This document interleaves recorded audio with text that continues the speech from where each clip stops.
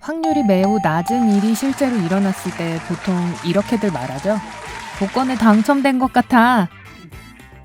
그런데 30년에 걸쳐서 무려 14번이나 복권에 당첨된 남자도 있답니다.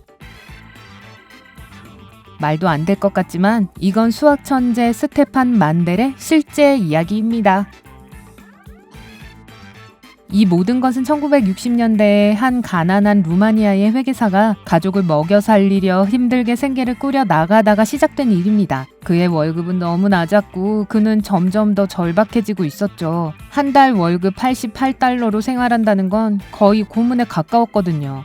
만델은 그 당시 처우가 더 좋은 직장을 구할 수가 없었고 그의 도덕 규범에 반하는 불법적인 일을 해야만 했습니다. 그래서 그는 그가 생각할 수 있는 유일한 해결책을 생각해냈죠.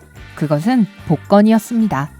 대부분의 사람들은 이상하게 생각할 겁니다. 그러니까 확률이 얼마나 된다고요? 100만 분의 1? 배포된 복권의 수, 당첨 조합? 그 외 다른 요소까지 고려하면 그것보다 훨씬 낫다고 해도 이상할 게 없습니다. 그는 자신을 숫자와 사랑에 빠진 주말의 수학자라고 부르곤 했는데요. 그가 휴일에 가족들과 보낼 시간을 분석하는 데 보내고 자신만의 알고리즘을 연구하는데 열정을 쏟았다는 게 이를 증명합니다.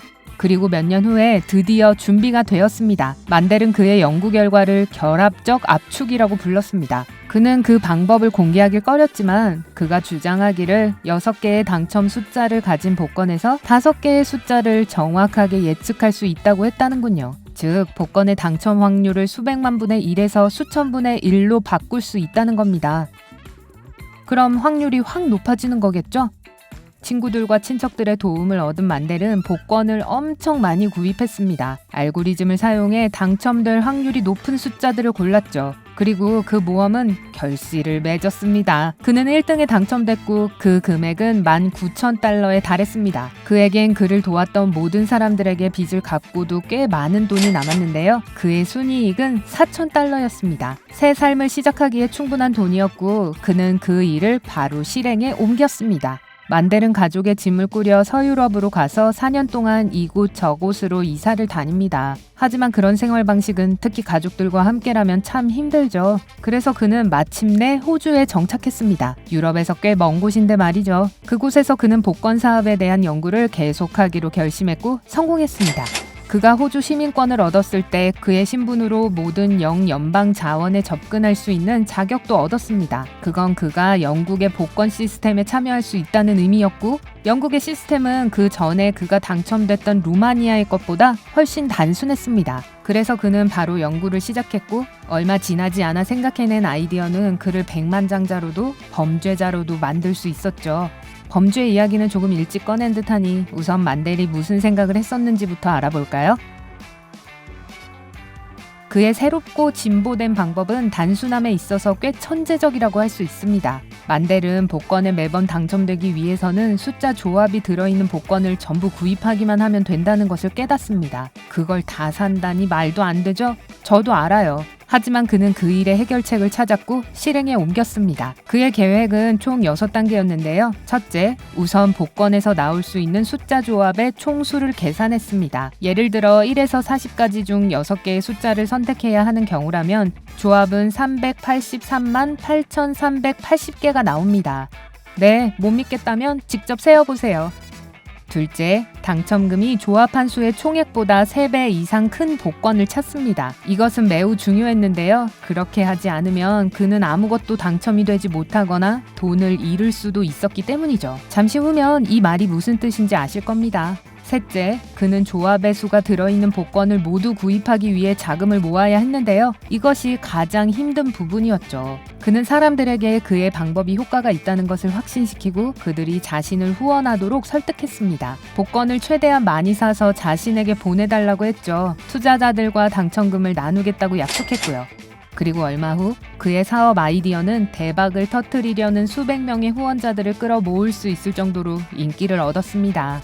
넷째로 그의 말대로 수백만 장의 복권 용지를 인쇄했습니다. 이 일을 하면서 그는 자신이 인쇄한 수백만의 복권 용지에 당첨 가능한 조합이 전부 들어가도록 확인했습니다. 그리고 그것은 현실이 되었습니다. 만델이 복수 당첨자가 된 것이죠. 그는 1등에 당첨되었을 뿐만 아니라 2등, 3등, 그 외 더 낮은 등수들에도 당첨이 되었습니다. 다섯째, 그는 복권 용지들을 출력하여 공식 대리점에 가지고 갔습니다. 그들은 만델이 가지고 온 엄청난 양의 복권 용지를 받아줄 수밖에 없었는데요. 왜냐하면 아무리 말도 안 되는 일 같아도 모든 작업이 합법적이기 때문이었습니다. 영국 영연방과 호주 당국은 이런 일을 할 만큼 그렇게 대담한 사람이 있다는 걸 믿을 수 없었죠. 스테판 만델이 바로 그런 사람이었고 아마 본인도 그것을 알고 있었을 거예요. 마지막으로 6번째 단계는 당첨금을 받는 것입니다. 그리고 이것이 바로 가능한 조합의 3배가 넘는 당첨금이 필요했던 이유입니다. 아시다시피 당첨된 후에 만델은 투자자들에게 그들의 대가를 지불해야 했습니다. 그러니까 그가 더 많은 후원자를 확보하고 그들이 더 많은 돈을 지불할수록 그는 복권에 당첨된 후 더 많은 돈을 토해내야 한다는 겁니다. 하지만 그것이 전부는 아니었습니다. 만델은 또한 인쇄와 물류를 포함한 여러 비용들을 지불해야 했기 때문에 결국 그의 손에 남은 액수는 별로 많지 않게 되었겠죠. 만약 당첨금이 더 적으면 그의 돈은 아마 시작점보다 더 줄게 될지도 모릅니다. 그래서 당첨금이 중요했죠. 그 계획은 믿기 어려울 정도로 간단했지만 동시에 많은 노력이 필요했습니다. 스테판 만델은 그것을 실현시키기 위해 밤낮으로 일했고 그가 소위 로또 신디케이트라고 부르는 것을 만드는 데 성공했는데요. 그것은 그의 방법을 믿고 기꺼이 도와주려는 수백 명의 투자자들의 네트워크였습니다. 1980년대에는 컴퓨터 시대가 열렸고 만델은 새로운 기술을 더없이 기쁜 마음으로 받아들였죠. 그는 자신이 만든 알고리즘을 작동시킬 수 있는 몇 대의 컴퓨터와 10대가 넘는 프린터를 샀고 그 조합을 채워내는 것이 훨씬 쉬워졌습니다.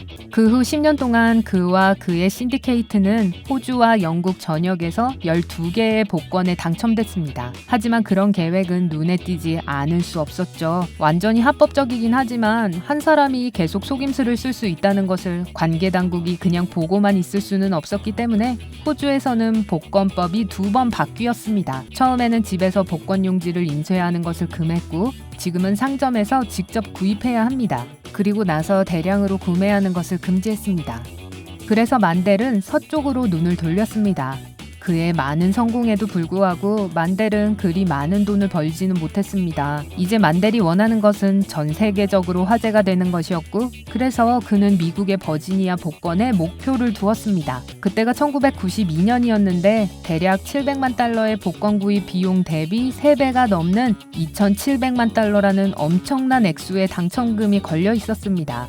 그가 찾던 게 바로 그거였죠. 이전의 성과에 대해 신뢰가 이미 있는 상태였기 때문에 금방 2,500명 이상의 투자자들의 지지를 얻었고 각 투자자들은 모든 조합을 대량 구입하기 위해 약 3,000달러씩 지불했습니다.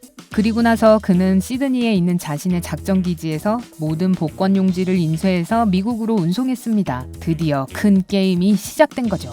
고용된 배달원들은 주 저녁에서 지칠 줄 모르고 일했고 각각 1만 달러 상당의 수표로 매장에서 복권을 구입했습니다. 그들은 시간이 별로 많지 않았지만 가장 큰 문제는 그게 아니었습니다. 만델을 정말 초조하게 만든 일은 복권 마감 시간 불과 몇 시간 전에 그가 복권을 대량 구매한 영업점에서 물량을 다 소화하지 못해서 작동을 멈춘 것이었습니다. 이에 따라 만델의 신디케이트가 구입한 티켓 710만 장 중 처리된 복권 용지는 550만 장에 불과했고 나머지는 운에 맡길 수밖에 없었죠.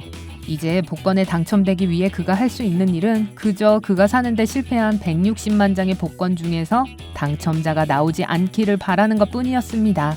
1992년 2월 15일 드디어 진실의 순간이 왔습니다. 번호 추첨은 생방송으로 진행되었고 만델의 팀은 그들 중 한 명이 우승자인지 확인하기 위해 조합을 미친 듯이 샅샅이 뒤지고 있었습니다. 그리고 마침내 승리의 외침이 터져나왔습니다. 그들이 이겼어요. 로또 신디케이트는 1등에 당첨됐을 뿐만 아니라 2위와 3위 그리고 여러 개의 사소한 순위들도 놓치지 않았고 총 상금은 약 3천만 달러에 달했습니다. 이것은 만델의 모험 중 가장 큰 승리였고 그가 원했던 것처럼 국제적인 헤드라인을 장식했습니다.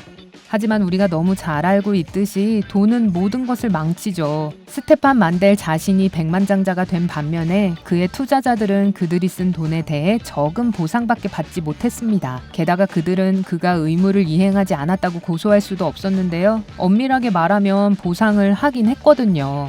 이번 사건의 규모 때문에 만델의 행동은 미국 당국으로 하여금 복권 규칙을 바꾸게 했고 아무도 다시는 그가 한 행동을 반복하지 못하도록 했습니다. 그러니 이런 일을 한 사람으로는 역사상 그가 처음이자 마지막이 된 거죠.